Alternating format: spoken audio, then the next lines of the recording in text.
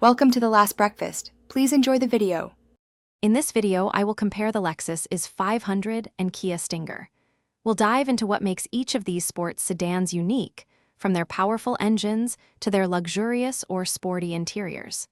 You'll learn about their performance metrics, technology offerings, and how they feel on the road. This comparison will help you decide which vehicle best suits your driving preferences and budget. Now, If you're finding this video helpful, please take a moment to subscribe and give it a like. On another note, I have a quick recommendation for you. If you're looking to truly change how you think about money, check out *The Simple Path to Wealth*. It's a fantastic book. You can find the link to it and other great deals in the description below. Now let's get back to the video. with the key fob slightly open, carefully separate the two halves using your screwdriver. Before removing the old CR2032 battery, take a moment to observe its orientation. Typically, the positive side faces up. Now, gently pop out the old battery.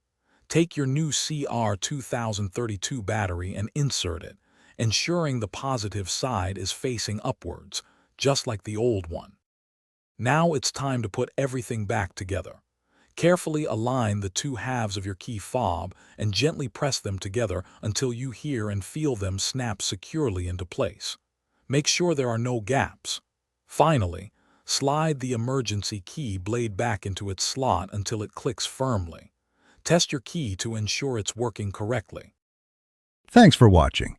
Consider subscribing if we helped you today.